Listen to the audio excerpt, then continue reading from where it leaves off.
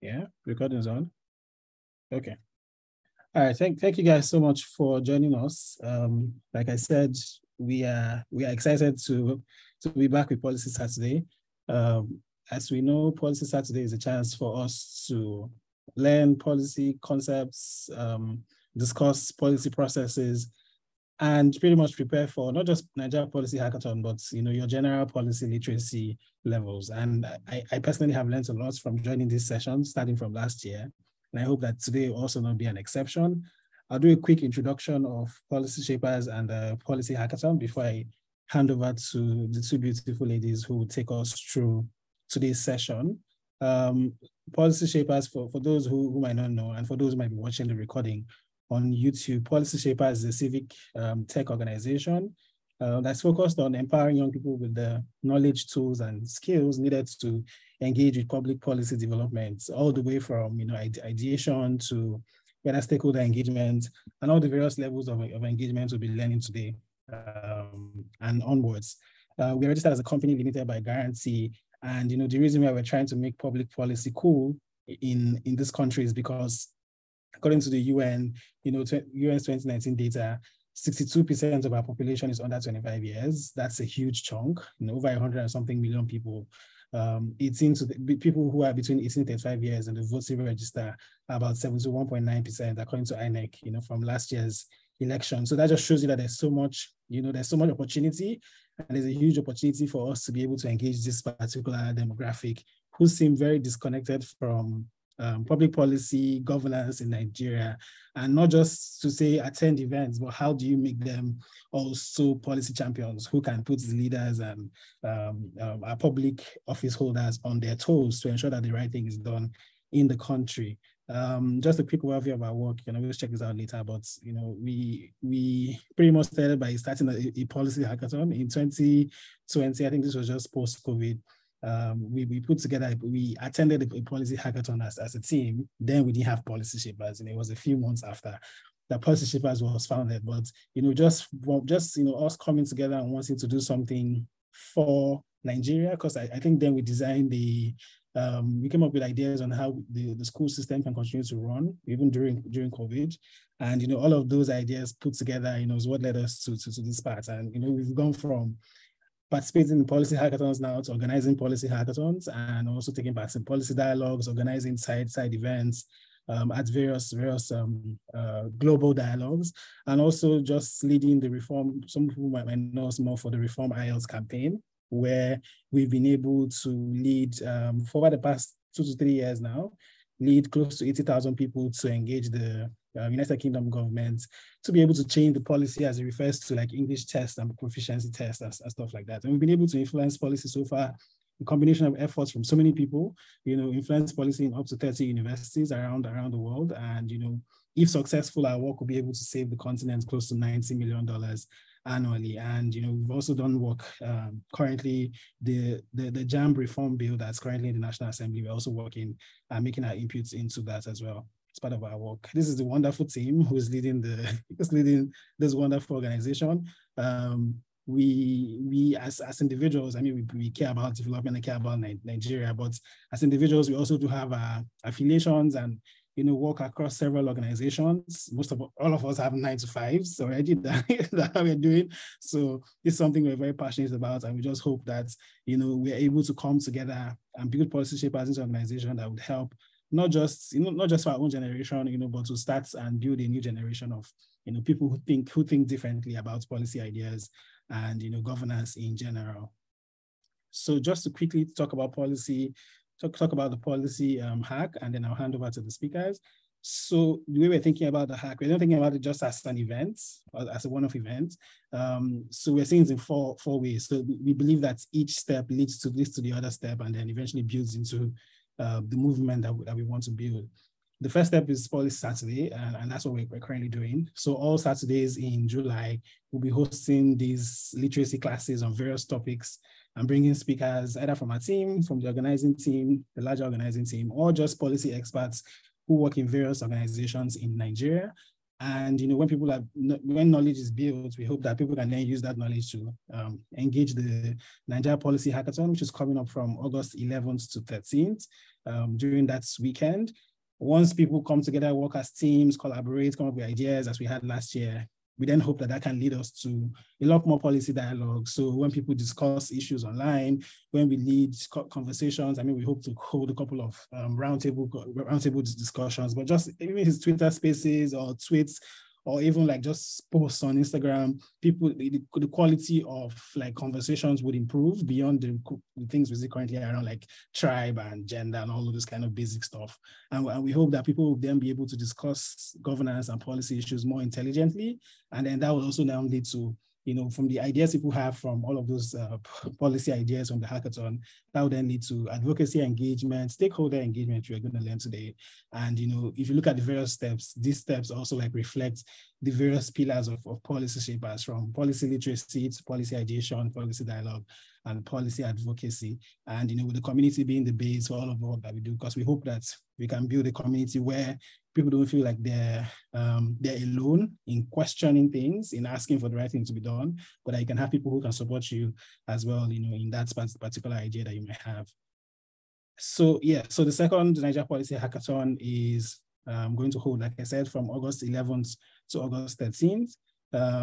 The theme is people-centered policies for nation building, because we believe that, as a new administration and as new administrations across the country for most of the states where we had elections, and even for the states where they're off-cycle elections, new administrations will make new ideas, right? And we think that as people think of new ideas, it's important that these ideas are people-centered, because it's possible to have a wonderful tax policy or a wonderful internal revenue generation policy without having people at the center of it.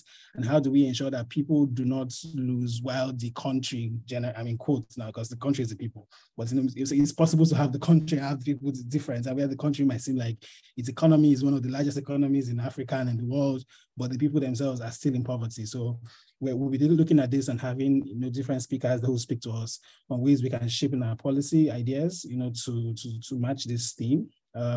Registration is on currently for the policy hackathon.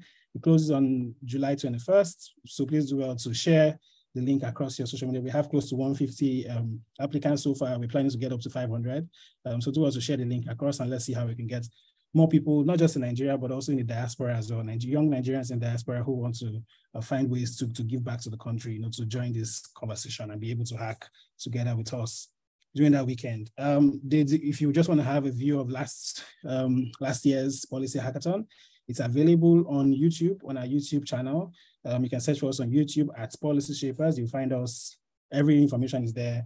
You can look at the final, which was one of the heated sessions where teams came to present their ideas, and we had judges react to that. We also had speakers from various plenary sessions. For our keynote address, we had Dr. Taya Adu, who's the Chief Operating Officer at the NESG. So we had like really top people in .org and co just come together to speak to us during that weekend. And we hope to have even better and more intriguing people, this particular policy hackathon. And just to also mention, I have 1 minute, just to also mention that, so we also house Policy Saturday sessions as well on our YouTube channel. So please do well to check it out. This will be the 5th edition. I'm sure by the time we're done with this, this month we'll have had like eight episodes of Policy Saturday. So please do well to check it out as well.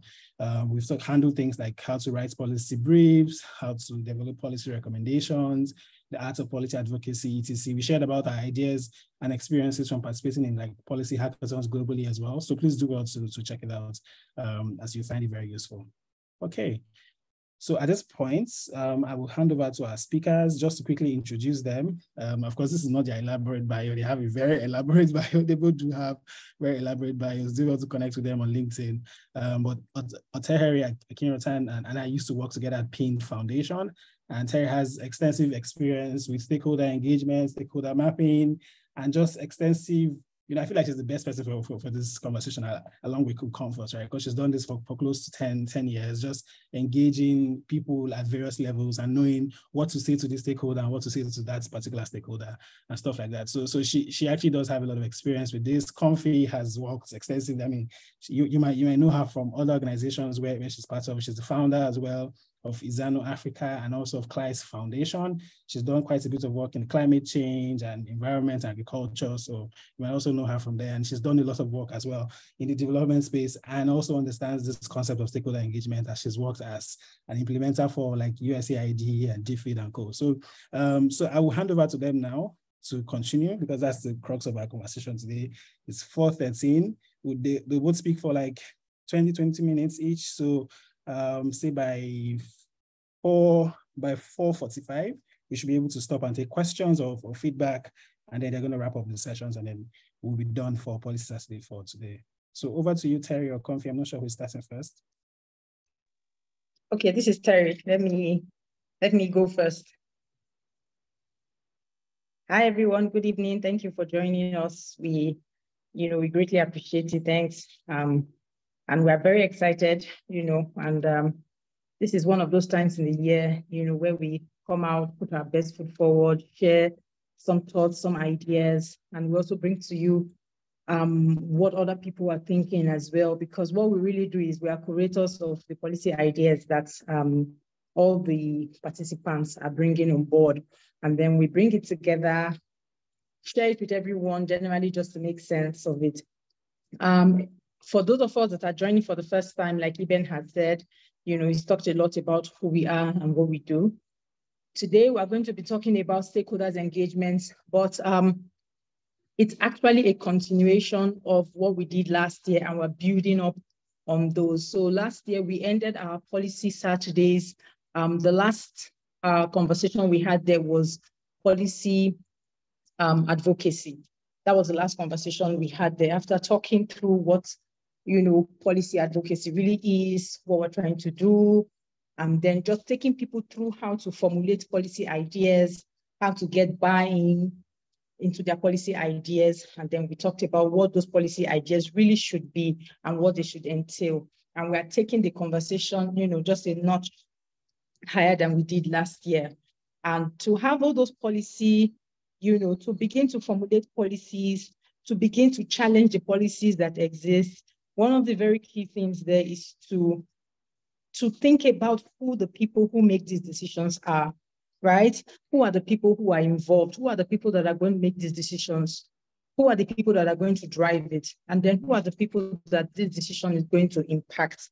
So those are sort of like the three broad categories of stakeholders that, we sort of think about when we talk about, policy ideation, right? So policy engagement really is about understanding the dynamics and the relevant people to have conversations with to achieve an ultimate goal. That's what it's really about. Who do I speak to on this issue? You have an issue at the back of your mind. You have a policy idea you want to push. You have a policy idea that you have seen and that you want to have a conversation around, right? So who are the people that you really should be having this conversation with? That's what it's about, right? And policy and stakeholders engagement is really the entire process, just following through, listening to what is on the ground, right? Conversations that are out there, human intelligence conversation, putting it all together, and then brainstorming the relevance of that discussion and how to get the best outcome out of it. Next slide, please. So that's sort of by way of definition of stakeholders engagement. But the big question really is, in this space where we are talking about policy hackathon, policy Saturdays, why are you engaging in the first place? It's one of the very big questions that, we need to ask ourselves. When we read stuff in the media, the question is, who is your target audience? Let me put it that way. Who do you want to hear this message that you have? Who do you really want to rethink the decisions that they have made? Or who do you want to influence to make certain decisions for the greater good? And so there are three broad reasons here why people engage. People engage for policy advocacy. People engage to plead for a cause. There's an idea, there's a reform, and then you want to influence people to make a decision along those lines, right? And so you commence the advocacy process. So people engage government, private sector, people engage their peers, people engage general society. So one of the reasons we engage is policy advocacy, right? We also engage for policy influencing. Now, this is really about influencing stakeholders with decision-making power. Advocacy can just be that. So for the first point, it can be that you want to be able to enmass or you want to put together, right, people with similar ideas to push for a cause. It can be anything. Policy influencing is who are the people that make the decisions? And then how do we get them, to think in a certain direction? Or how do we get them to rethink something that they've already done? And this one is deliberate, and it has to be systematic for you to even gain traction with what you're doing. And then the last point there, which is the third point of why we should engage, is policy ideation. Now, policy ideation is the process of, even coming up with a policy idea. So unlike advocacy, unlike influencing, where in most scenarios, decisions have already been made, and then we are trying to make it work. We're trying to make it work for society. We're trying to make it work for our organizations.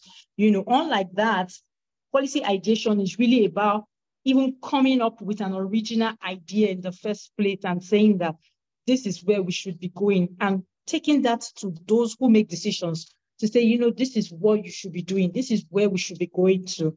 This is how we should be thinking. If we do this, these are the results. These are the benefits. These are the outcomes if we make those kinds of decisions. So these are three broad reasons why we engage in the first place, right? The next slide. So the other question is, who should we engage?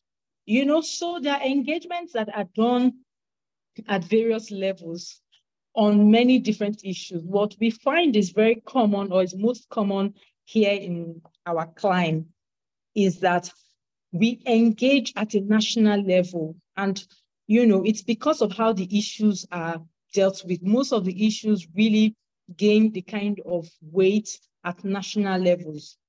But these are the various categories that we need to begin to reconsider engaging. We need to begin to reconsider engaging at a local level. Who are the people, who are the councillors, who are the local government chairmen, who are the ward leaders? We need to begin to bring some of these very big global issues, big national issues, big regional issues.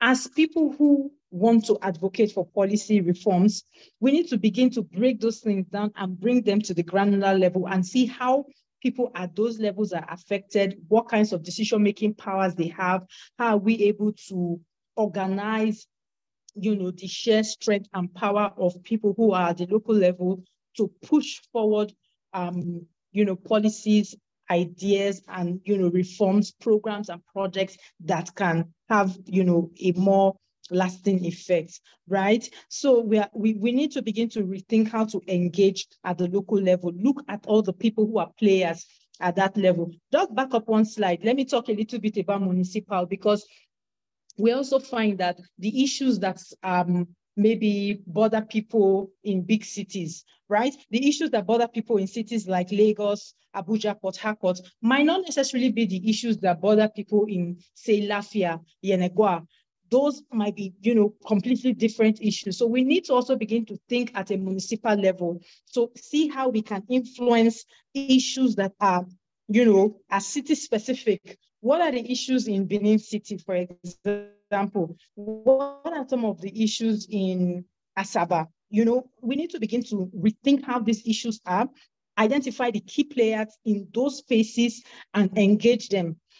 And then, when we move our issues up to a national level, there needs to be we need to be able to distinguish who at the national is interested or is affected by the issues. So we need to look at the legislative arm of the national and then the executive.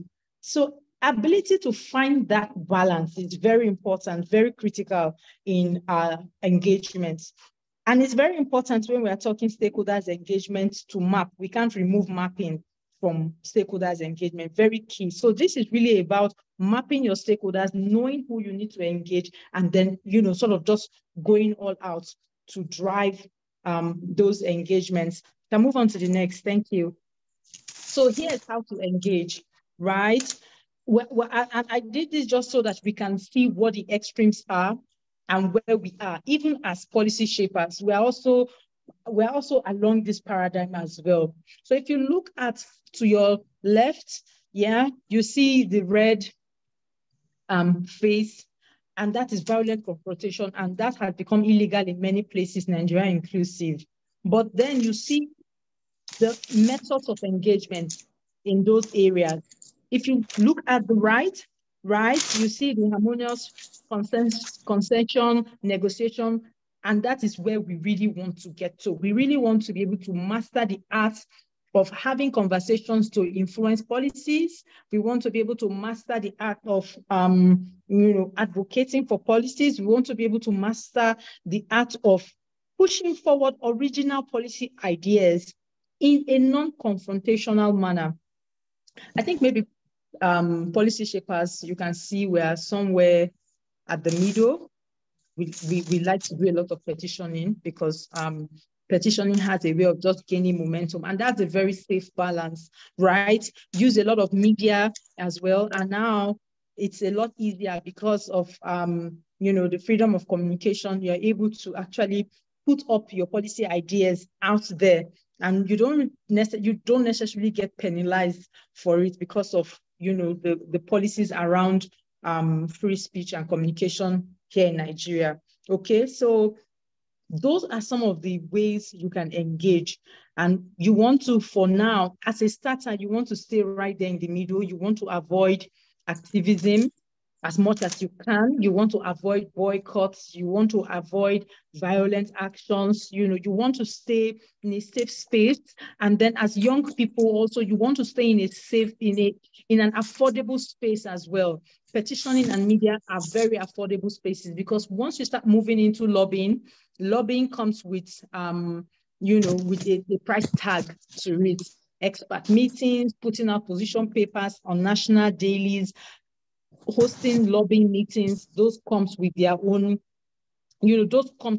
costs. So it's a safe place. How to engage?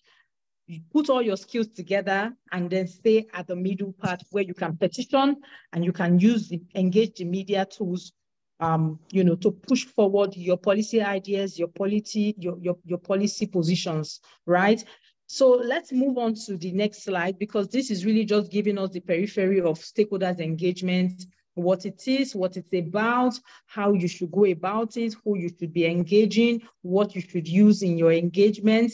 As we go along in our policy Saturdays and as we prepare for the policy hackathon itself, we are open, every member of the policy shapers unit, and not just the people that Ebenezer had talked about earlier.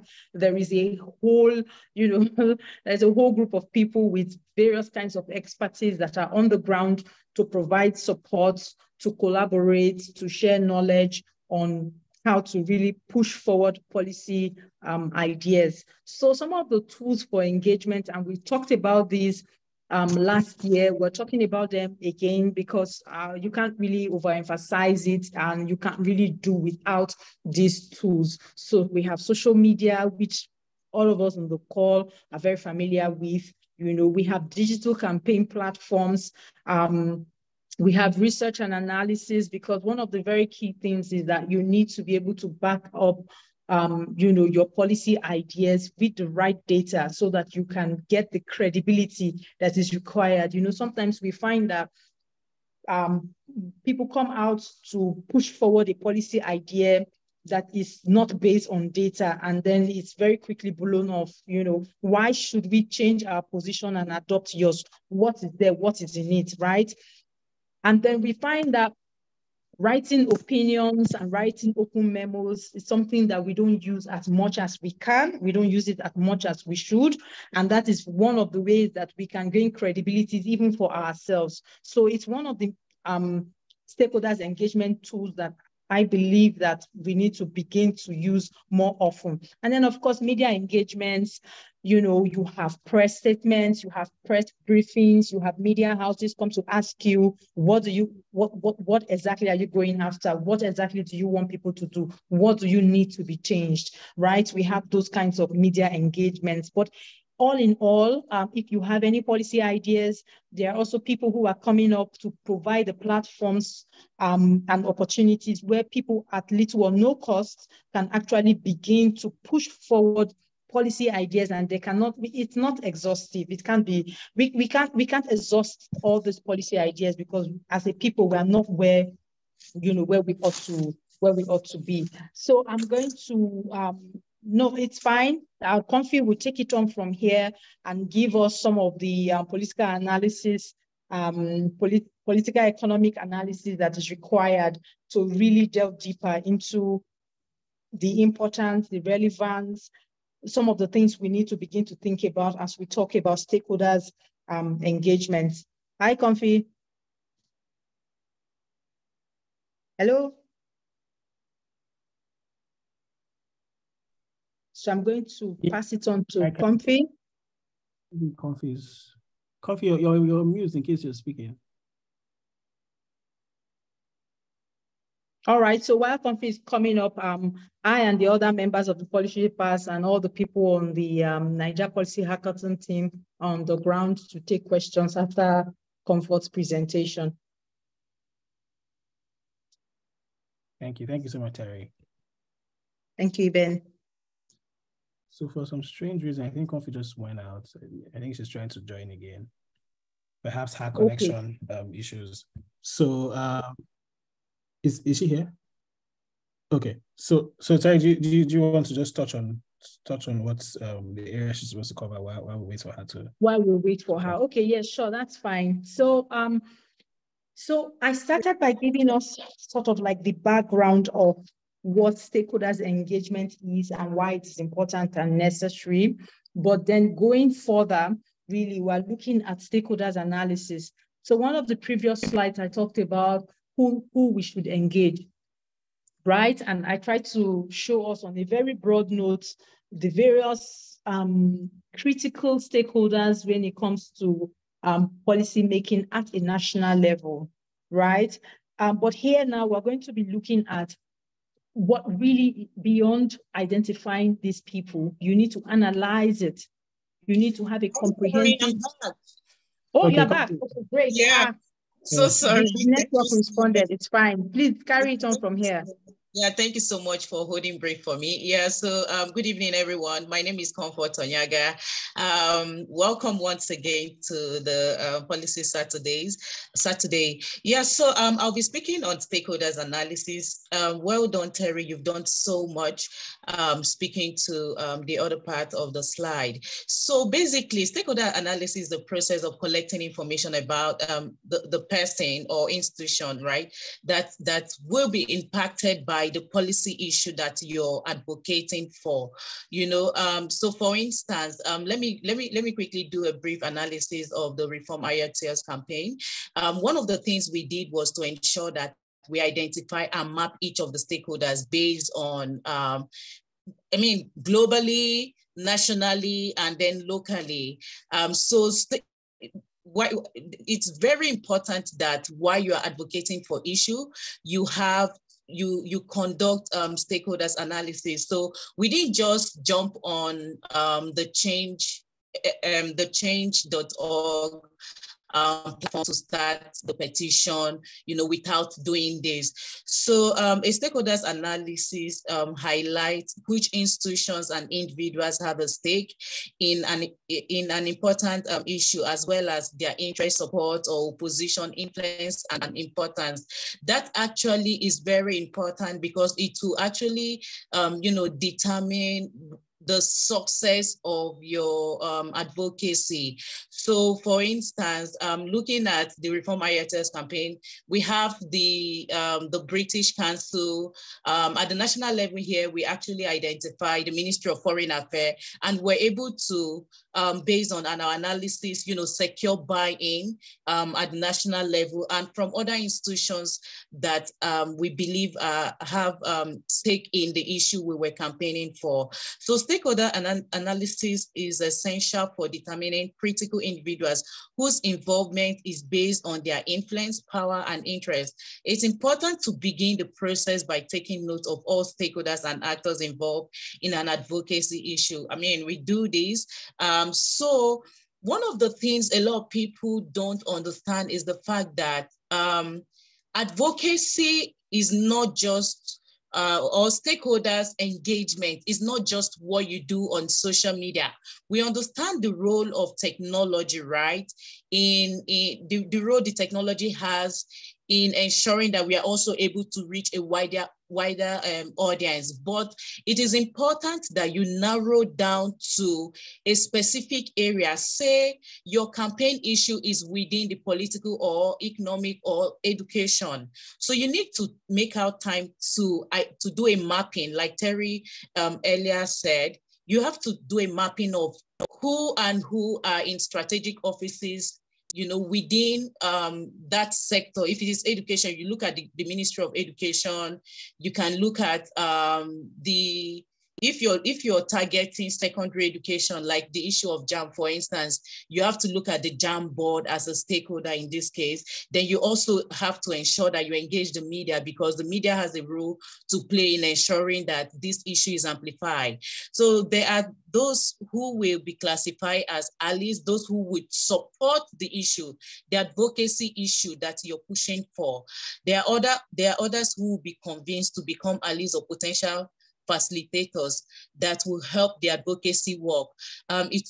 It is also important to identify those who may resist and likely oppose the advocacy aim.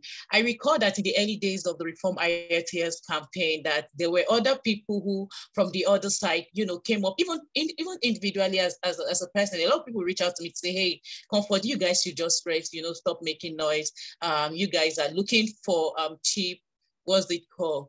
Clout, like, chasing the clout, want to get cheap attention from the media. But in the long run, we begin to see that we were able to gain more allies, and we focus on those guys who were supporting, who were able to get buy-in to amplify the issue and influence the change that we want to see. Next slide, please. So there are steps in stakeholders analysis, and these steps are actually 4. First, you have to identify the key stakeholders from the large array of groups and individuals that could potentially affect or be affected by the proposed intervention or policy issue that you're advocating to see change for. So for instance, I'm still going to be using the Reform IELTS because this is very relatable, and everyone I believe on this call has been following the event, our progress and successes so far. So one of the things that has worked for us is the fact that beyond these institutional stakeholders, we're also able to identify students, Nigerian students in diaspora who are studying in different universities and could, reach out to the universities to influence the same change that we want to see, such that at the end of the day, we don't even have to be in this country. So today here in Nigeria, and this initiative is all driven by Nigerians, but this also, I also see this as a brain gain for us, because our people out there have been able to leverage the strategies and the framework that we have put in place to influence the change we want to see globally. Then number 2 here is to assess stakeholders' interest and the potential impact of advocacy on these interests. So some stakeholders might have an interest, so if take the Ministry of Foreign Affairs, for instance, they might not even be aware that there's the advocacy issue that affects them in a way like this.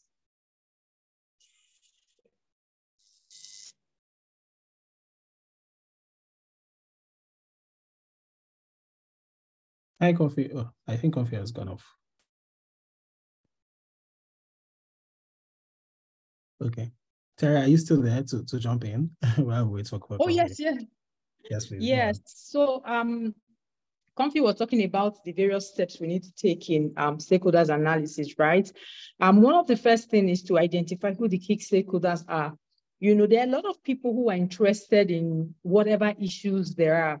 So any issue you can think of in any sector, education, agri, climate change, health, you know, whatever it is, there are many people. So it's very important to know who are the key people who can actually make the decisions, who are the key people, and you aim straight for those.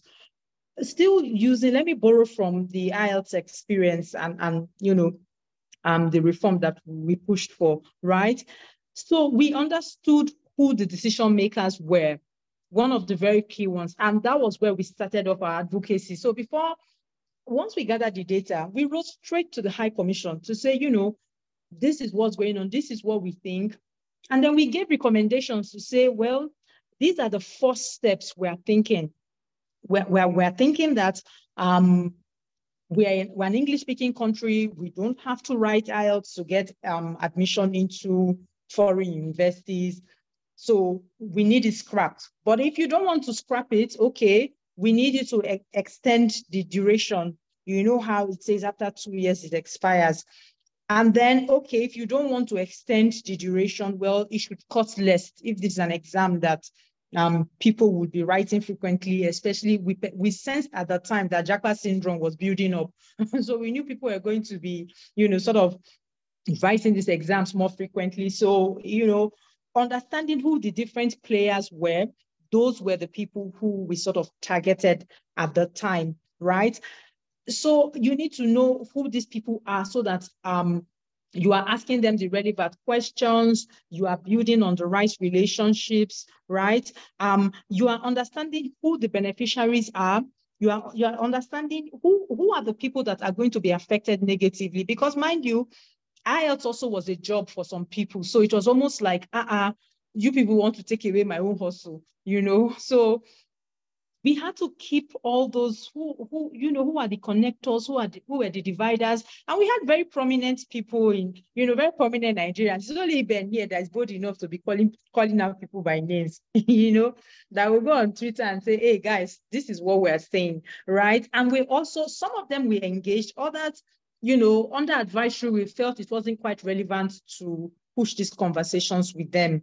Okay, so but it's important in stakeholders analysis to map who the various stakeholders are, what their interests are, what the conflict points are, who the supporters are going to be, who the ultimate beneficiaries, because you don't want to do something and feel like, oh, these are the group of people we're doing it for, and then they turn around and say, well, we don't need it. You think you're advocating for Nigerians not to write IELTS, and then you see somebody not being able to speak good English, and you are like, this person will spoil my campaign. So you need to be able to factor in all these various stakeholders and what their interests are. Next slide.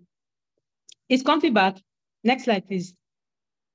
Okay, so we're talking about 4 steps. We have talked about the first 2. Okay. Is the network, but so I'll just let Comfy run through the next 2 steps in stakeholders analysis. Comfy.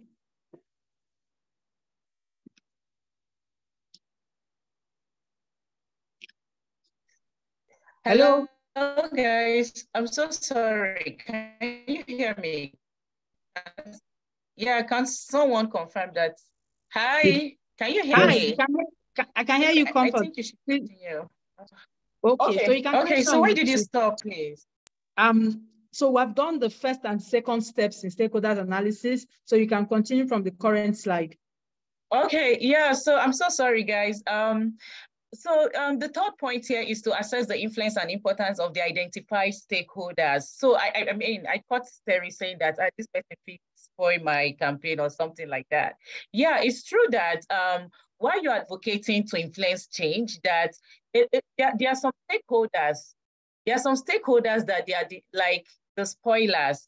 they have the power to influence things, but they can actually influence things negatively. But there are also other stakeholders that can influence positively. You know, I remember when we were carrying out an advocacy on one of the USAID funded project. I remember one of the story that was told, I mean, just to help us ensure that we are able to identify the right stakeholders and assess their level of influence.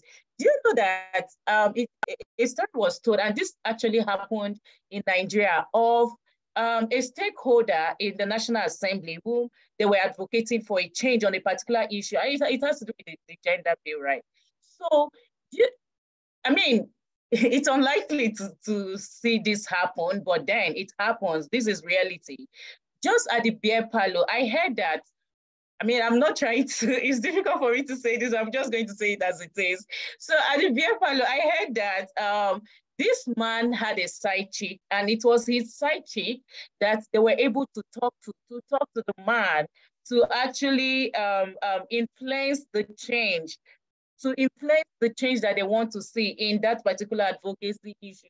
So influence refers to the power that the stakeholders might have in creating an enabling environment. So note that when you're doing your stakeholders analysis, all those people that are close, it can actually be the wife of the stakeholder, of the maybe your representative, or the governor, or the children that can actually influence that decision. So there's always that person who has the soft button, or let me call it the move button of the stakeholder that you're trying to reach out to. And this power may be in form of stakeholders that have formal control over the decision-making process. It can be informal. This is what I just explained right now. So number 4, outline a stakeholder participation strategy. This plan should state ways in which the different stakeholders will be involved in different stages of the advocacy planning and implementation. Note that in carrying out an advocacy, right, there are different levels to your engagement. So you have to look at the first level engagement, do a mapping and a strategy on how you can actually approach or engage that particular stakeholders. It could be that the representative you want to address, or the person you want to influence, right? It could be that that person is fond of going to a particular place at a particular time. So you need to design your strategy around that. You need to be able to do a kind of a kind of mapping on how you be able to assess this person, when you be able to reach the person, and how you want to engage the person. It could be informal. You might just, take a stroll. It could be that in the estate that this person is living, the person like walking out in the evening after work hours. So you just have to go to that estate, take a walk as well. And who knows, that influence, that change you want to see, you can actually be able to influence the person just in that particular environment. The involvement of stakeholders should be planned according to interest. So, okay, the last slide here is power mapping. No, this is the second to the last slide. Power mapping involves identifying the people, organization that can influence the outcome of the issues an individual or an organization is advocating for. I've already said this over and over again. You need to do a mapping or an outline .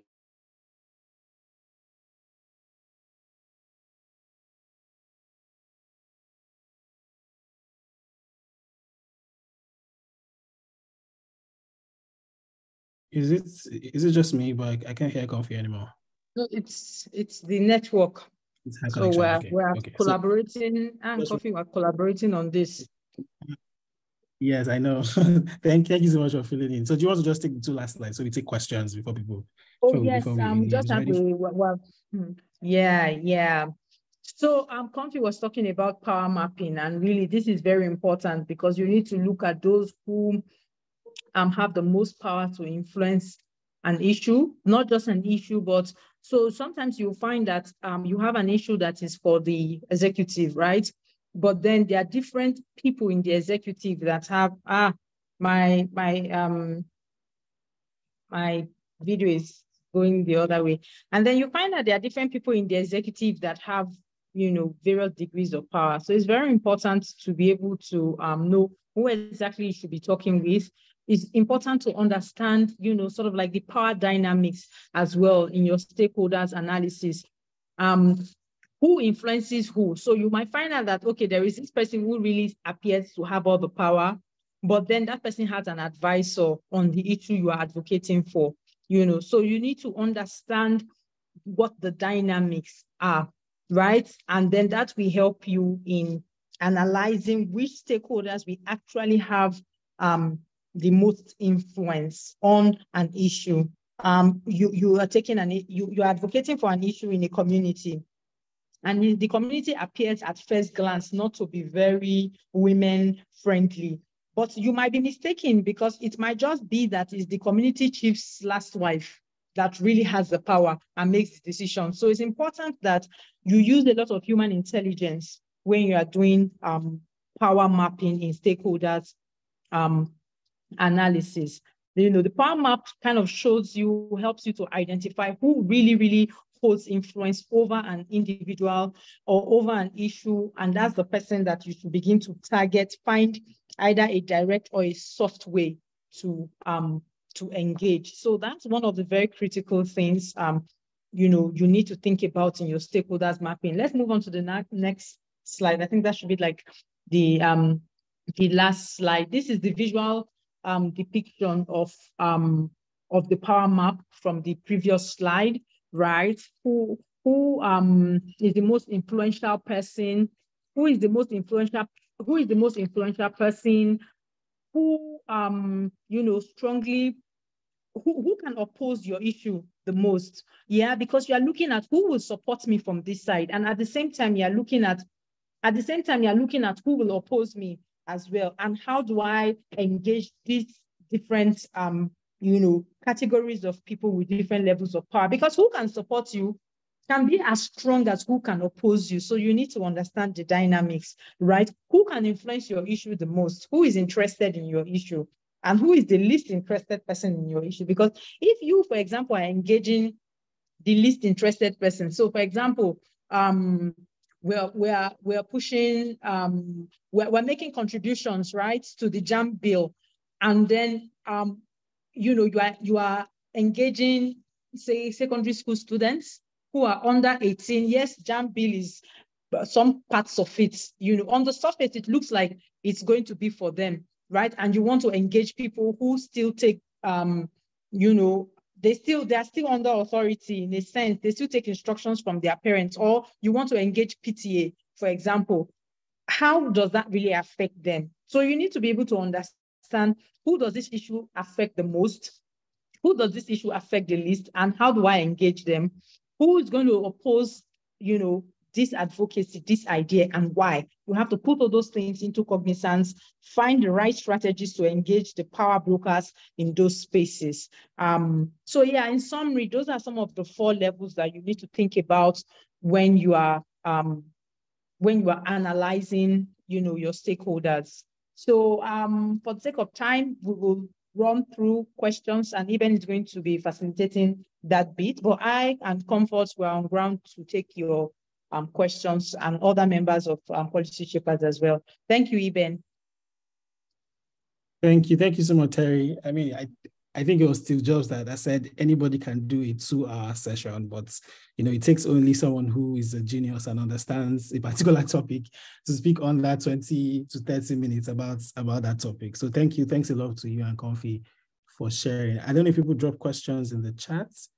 Sorry that I have to put my chat up here. Okay, so this was a comment by Chima saying that's called access and control matrix. Yes, I heard about that before. Access and control matrix, so you can engage. Okay, amazing. So do we have anyone with questions? Does anyone want to signify, or any comments? Anything that was said that resonates with you? Do you have an example you want to share? Anybody? Feel free to signify before we wrap up this episode.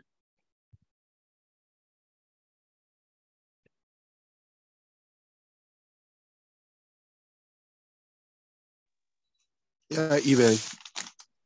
Yes, please go on. Yeah, okay. Thank you so much. This is quite interesting, and I've learned so much from these sessions. And this is especially when I heard the speakers talk about how this worked for the cause you guys fought for. This is so nice, and you can see examples how this thing work. Okay, so I'm looking forward to have a more in-depth examples of how this policy can even help us achieve so many other things. You know, the strategies you guys adopted are probably one might begin to wrap itself around it through the your previous classes. I don't know, today is my first time joining the class, so I'm still struggling to understand so many things, but I'm asking if one could have the in totality of how you guys did this. Probably there will be a class where you give us step by step of how you achieve this. It's something I will appreciate. Thank you. Amazing. Thank you. Thank you so much, Chima. Yes, so just like I said, if you just search for us on YouTube at Policy Shapers, we can also share, I mean, we have the links on our social media, but I can also share this with you personally as well after this session. But if you mean, if we've done like a session on the Reform IELTS, that's something that we're currently working on. I feel like the entire team, plus, you know, some members of the advocacy task force need to do that session so that we explain how far we've gone. But even though we've said to achieve success, we don't feel like it's a full success yet, until we are able to do a census in Nigeria and then share that data with the UK government and have the UK include Nigeria in the majority English-speaking country list. When that happens, then we feel like it's a success. But you know, we'll discuss in-house and see how we can share that. For the previous episodes, like I said, 4 previous episodes that we can share with you on how to write a policy brief, how to come up with policy recommendations, advocacy, etc. That we can definitely share for you to review. But thank you so much for joining. It was really great to have you today. Okay, any other person, any other question or thoughts? Roland, okay. Roland, I can see your hand up. Do you want to go? All right, thank you, Ben and the rest of the team. I think I've, learned one or few things as a policy advocate. So I have some few thoughts and also a question. The analysis, basically, I think it was more like we focusing on what is applicable in a particular environment, like using Nigeria, because of course, I've been aware of what your team, you guys have been doing amazing well. And so in respect to what we have been doing also, we have a team of, think tanks that have been working on various advocacy progress in terms of economic affairs and political space. So one of the questions is that in terms of engaging stakeholders, we have these issues of ideologies that they feel that doesn't really, go well with them. So like you working with an international organization that they are trying to sell a particular idea to your continent, or starting with your country, because they feel that Nigeria is has the majority population and has the best minimum beginning processes.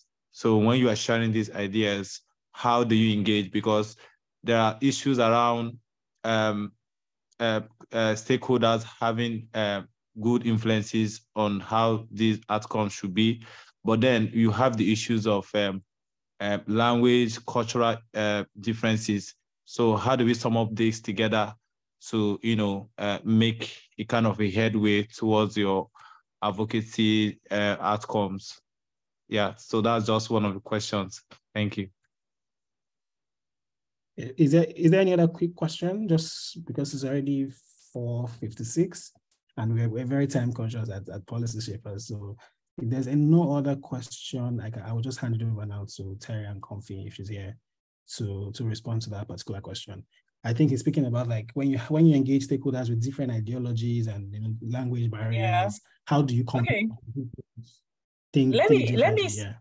Let me speak to this because again, the Reform IELTS, like I said, I made reference to the fact that we had to, come up with a strategy that allows for us to, have Nigerian students in diaspora to take ownership of this thing. And this is because we understand the fact that globally, different countries, and continents have their different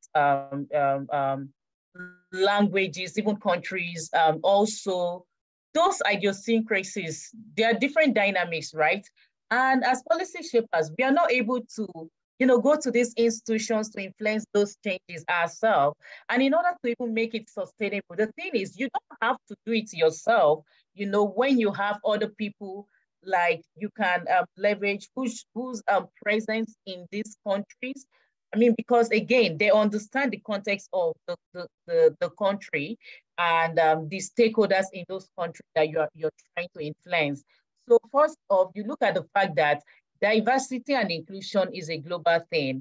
And if we're talking about reform IELTS, I'm just using this as an example. You can also narrow it down to the advocacy issue you're looking at and the countries you're trying to influence. So how about you identify people in these countries, right? Through those people, it can also be institutions, not just single individuals. I mean, so the advocacy issue also determines the strategy you want to adopt. You can identify them, come up, go into a partnership with them, and then leverage their understanding of the local language, the institution, and other variables, to influence the change that you want to see. I hope this answers your question.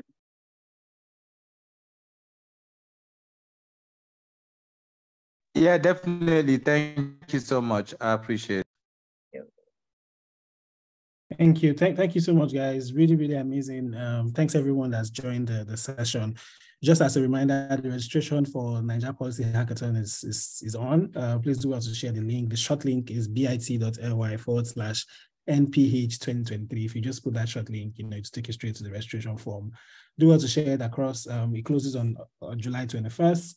Next week, Saturday, we're having another Policy Saturday class with another interesting and insightful topic. We've added Policy Saturday to the calendars for those who have registered and also to those who joined last year.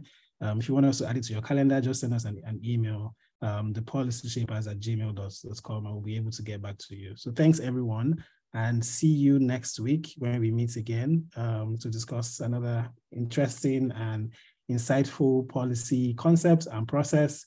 And thanks as well to Confi and Terry for doing amazing work on this session. Thank you, everyone. Bye. Thank you, Eben. Bye, everybody. Thank you. Bye.